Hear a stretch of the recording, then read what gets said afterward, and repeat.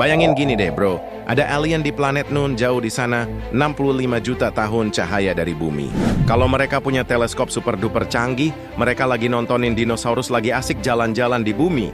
Terus, gimana kalau kita yang punya teleskop yang bisa nangkep cahaya dari miliaran tahun lalu? Apa itu artinya kita bisa nonton masa lalu kayak lagi nonton film? Dan yang lebih gila lagi, kalau kita bisa ngeliat, apa mungkin kita juga bisa balik ke sana? Nah, di video kali ini, kita bakal ngobrolin habis-habisan soal ini. Dari sudut pandang sains yang bikin otak berasap, sampai pandangan Islam yang bikin hati adem. Penasaran kan? Langsung aja kita gas!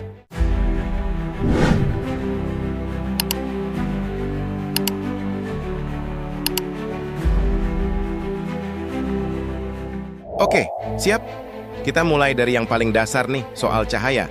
Jadi gini, cahaya itu bukan kayak photon yang tiba-tiba muncul, tapi dia punya kecepatan, dan kecepatannya itu super ngebut, sekitar 300.000 km per detik. Kebayang nggak sih secepat apa itu? Saking cepatnya, cahaya dari matahari aja butuh waktu sekitar 8 menit buat nyampe ke mata kita di bumi. Nah, ini dia intinya. Pas lo lagi nyantai sore-sore, terus ngeliatin matahari, sebenarnya lo lagi ngeliat matahari 8 menit yang lalu. Kayak lagi nonton siaran tunda gitu deh. Sekarang, bayangin ada bintang yang jaraknya jauh banget, misalnya 1 juta tahun cahaya dari bumi. Itu artinya, cahaya yang kita lihat dari bintang itu sekarang, udah dipancarin 1 juta tahun yang lalu. Jadi bisa aja tuh bintang udah nggak ada, udah meledak jadi debu kosmik, tapi kita masih aja ngelihat hantu cahayanya. Nah, dari sinilah muncul ide gila kalau teleskop itu kayak mesin waktu.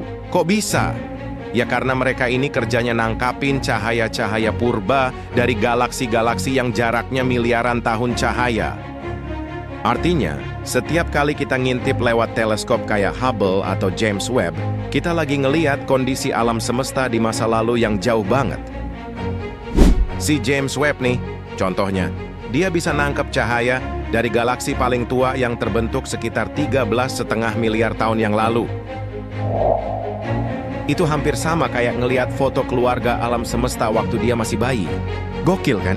Jadi beneran deh, setiap kita ngelihat langit malam, kita tuh lagi mengintip masa lalu. Tapi pertanyaan besarnya cuma ngelihat doang, apa kita bisa beneran balik ke sana? Oke, sekarang kita masuk ke pertanyaan yang paling bikin penasaran.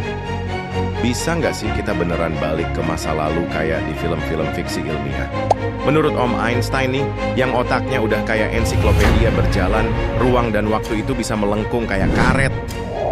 Kalau kita bisa gerak deket banget sama kecepatan cahaya, waktu buat kita bakal jadi lebih lambat dibanding orang yang lagi santai di bumi. Ini artinya, secara teori, kita bisa pergi ke masa depan, tapi sayangnya bukan ke masa lalu. Tapi, namanya juga ilmuwan, mereka nggak gampang nyerah. Ada beberapa teori gila yang diusulin, kayak wormhole yang katanya bisa jadi jalan pintas antar waktu, atau cosmic strings, bahkan mesin waktu yang berbasis relativitas. Kedengerannya keren banget kan? Tapi, ada satu masalah besar yang bikin semua teori ini jadi rumit banget. Grandfather paradox. Bayangin gini deh, lo balik ke masa lalu terus nggak sengaja nyegah kakek lo ketemu nenek lo. Otomatis lo nggak bakal pernah lahir kan?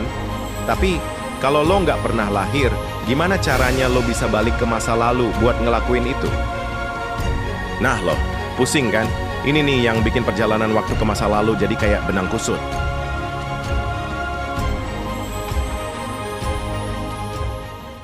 Nah, sekarang kita pindah ke sudut pandang Islam nih. Gimana sih Islam ngelihat soal waktu dan perjalanan waktu ini?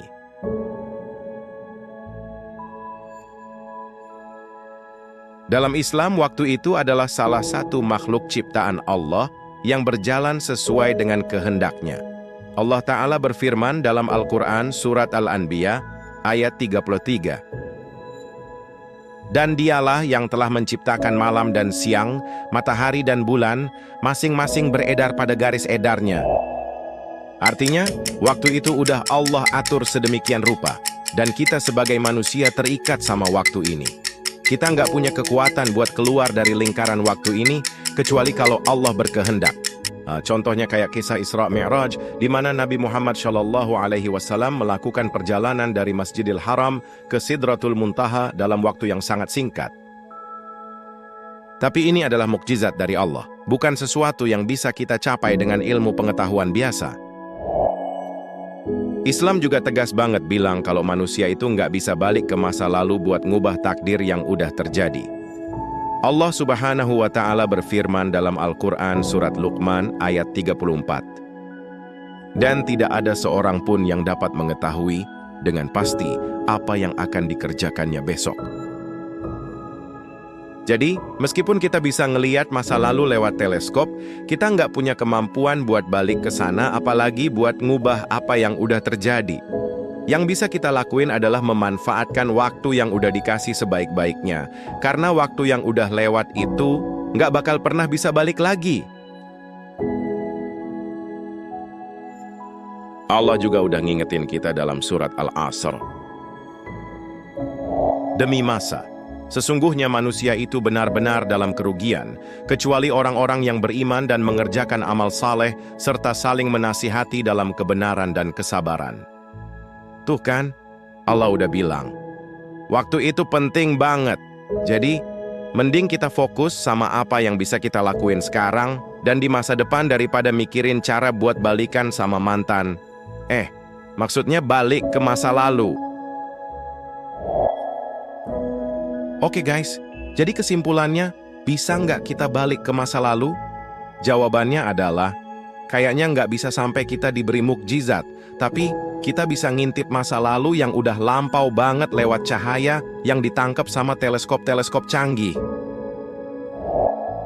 Dan dalam Islam, waktu itu adalah ketetapan dari Allah dan kita nggak punya kuasa buat ngubah takdir yang udah tertulis.